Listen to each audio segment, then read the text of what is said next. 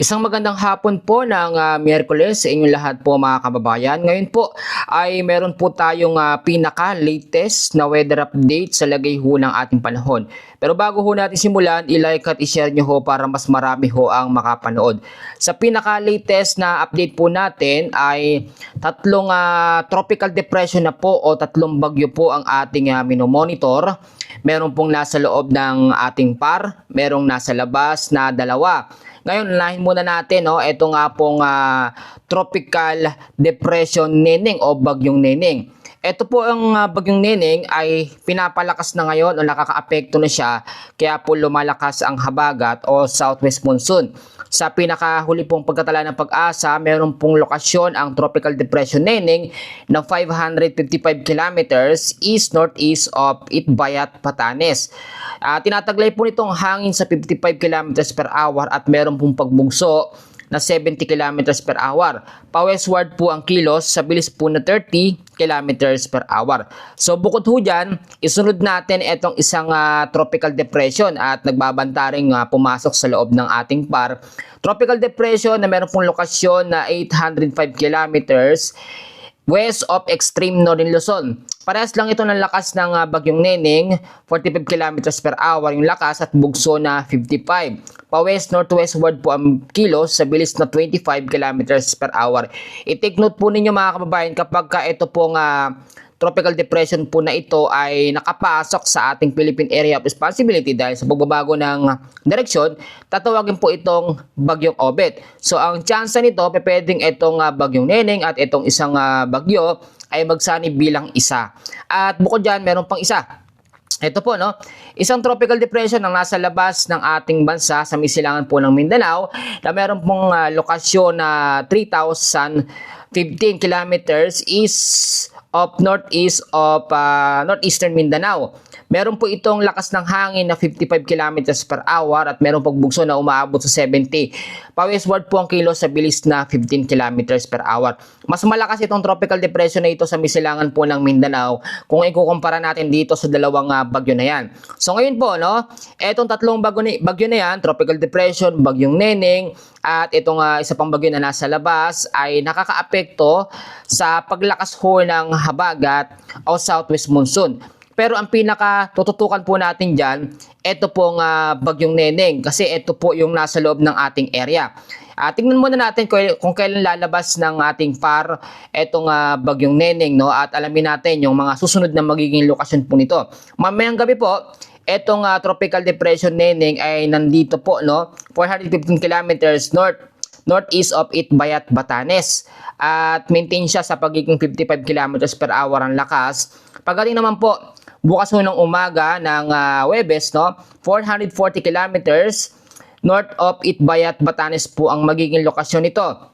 At pagdating po bukas ng gabi hanggang sa madaling araw o umaga po ng Biyernes ay lalabas na po ito ng ating Philippine Area of Responsibility. At hindi po lalakas sa pagiging typhoon o super typhoon category. So ngayon, ito namang habagat sa ngayon ay busog na busog sa pagpapalakas ng mga bagyo na nasa paligid ho niya. Kaya nangyayari yung tinatawag natin na bugso ng habagat o rapid intensification o yung enhanced habagat.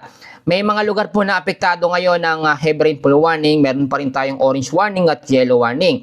So ito po, tingnan muna natin yung ibang mga lugar na apektado ng orange at yellow warning.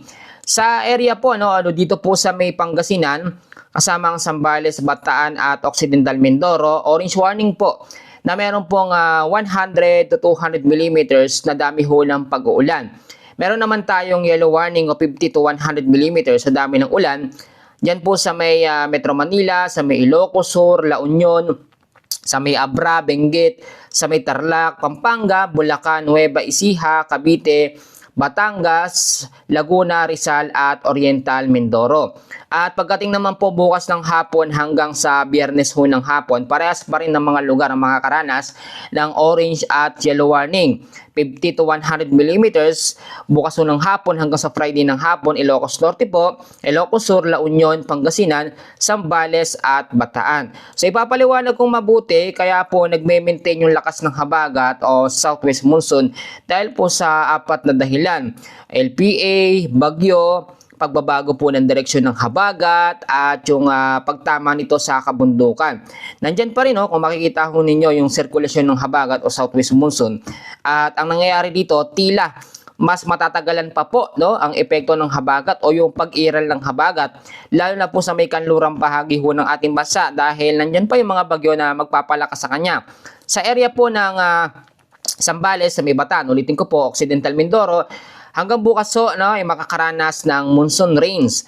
So mga low-lying areas at landslide prone area, mag-ingat po sa banta ng habagat. Sa area po ng Metro Manila, Ilocos Sur, La Union, Pangasinan, Abra, Benguet, Tarlac, Pampanga, Bulacan, Nueva Ecija, Laguna, Rizal, Cavite, Batangas at Oriental Mindoro, occasional rains naman po ang aasahan sa mga lugar na yan dahil po sa habagat o southwest monsoon.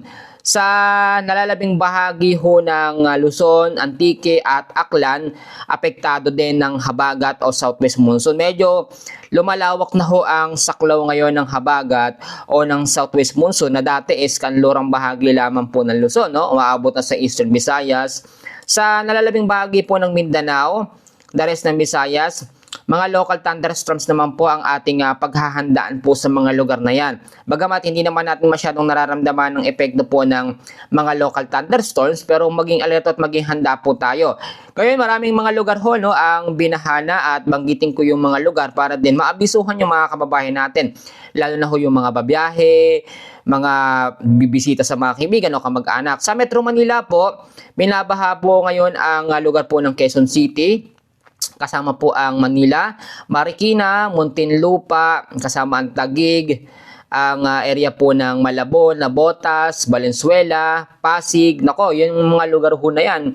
Sobrang crowded na at mababa yung mga lugar. Hindi rin po ganoon kaayos yung mga drainage. Kaya po kapag tuloy-tuloy na pang-uulan, kahit buong maghapon lang, mabilis po yung pag-flow ng tubig o umaapaw na agad o nangyayari is buwabaha na po. Kaya nga sinasabi ko lagi, importante na i-maintain natin na malinis ho ang kapaligiran at wala pong nakatapon na basura ho kung saan-saan. Kasi yan din ang nagiging dahilan kung bakit nagkakaroon po ng mga pagbabaha, yung mga baradong kanal dahil po sa basura. Sa may Central Luzon, apektado na po ng baha o binabaha na po ang ilang bahagi ho ng Bulacan. Kasama dyan ang Kalumpit, Hagonoy, Malolos, Bukawi, area ng Mekawayan. Sa may Pampanga naman, San Fernando, Macabebe, Masantol, Lubao at Sasmuan. Kasama rin sa apektado ng bahang Zambales, ang San Marcelino, Subic at yung San Antonio. May mga area din dyan na nasira po yung bridge at nawalan po ng power supply dahil nga po sa walang tigil na pag-ulan at dulot ng habagat. Kasama rin ang Bataan, ang Tarlac, Nueva Ecija sa mga lugar ho na nakakaranas ho ng pagbabaha dahil po sa habagat o southwest monsoon. Sa parte ng Calabarzon ay binabaha ngayon ang ilang bahagi ho ng Cavite, Rizal, Laguna, kasama ang Batangas, Batangas City, yung mga lugar ho dyan, San Juan, Lian, marami pa po. Sa Northern Luzon naman, ang Ilocos Region, Benguet, La Union ay nakakaranas din po ng mga pagbaha kasi maraming mga lugar dyan medyo mababa talaga at dapat nga pag ganitong tag-ulan tinututukan natin yung drainage lalo na po sa mga low-lying areas kasi sila yung mostly na apektuhan ng mga pag-uulan dulot ng habagat o kapag may mga bagyo man na dumadating sa atin, mahina man o malakas. Lalo ngayon, 3 bagyo ang minomonitor ho natin, napakadelikado po. At ulitin ko yung mga binabanggit ko na huba kasama Ilocos sa region, Benguet, La Union. So ngayon, ito po. Marami nagtatanong kung kailan ba Kuya Francis mawawalang epekto ng habagat o kailan ba talaga hihina. Ito po ang pinakasimpleng sagot po natin sa katanungan ng mga kababayan natin. Magdedepende ho tayo ngayon sa mga bagyo na nasa loob ng ating par. Itong bagyong Neneng, tandaan ho ninyo, Huwebes ho o bukas ho ito ng hapon o gabi, lalabas na ng par. So, mababawasan ng isang sama ng panahon na magpapalakas sa habagat. Ito namang isang tropical depression na ito, tinitingnan natin kung magkakaroon ito ng development para mas lumakas. Pero sa ngayon, nakikita nyo, meron itong sirkulasyon ng hangin na nakaka-apekto rin sa habagat o southwest monsoon. Dito po sa may silangan po ng Mindanao, ito po, Bagamat tignan nyo, kitang-kita na yung direksyon ng tropical depression na ito. Ito po, lalakas ito sa pagiging tinatawag natin na typhoon category. Ito po, magiging typhoon category siya dito. Bagamat ito ay nasa labas ng ating bar, tignan nyo yung direksyon.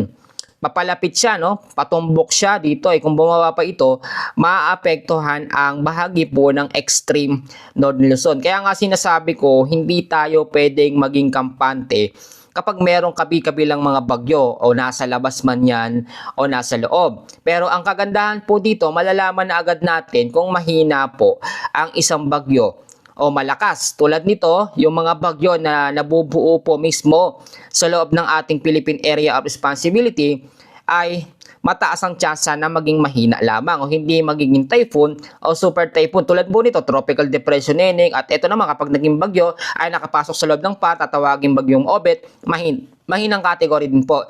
Pero yung mga bagyo na nagsisimulang mabuo sa labas tulad po nito, lumalakas yan habang lumalapit dahil sa katubigan. Nakakabuelo at nakakapag-ipon po ng enerhiya yung sama ng panahon na yan, kaya nagiging malakas yung pinakadulo. Pero ito po, lalakas itong Neneng na ito pag nasa labas na ng ating Philippine Area of Responsibility.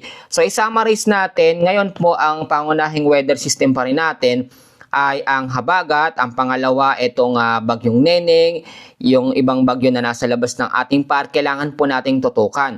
So sa update natin sa madaling araw, maraming salamat sa nakapanood, at ito yung kasunod na update natin dito sa ating channel. Inulit ho natin yung upload kasi kakaunti lamang po yung nakapanood kanina, and hopefully ito i-share nyo po, i-like nyo para tumaas ang engagement natin para mas marami ho ang makapanood. Yung shoutout nyo po bukas na ho, at nililista ko pa po. Maraming salamat po. Ako po muling inyong lingkod na si Kuya Francis. God bless po sa ating lahat.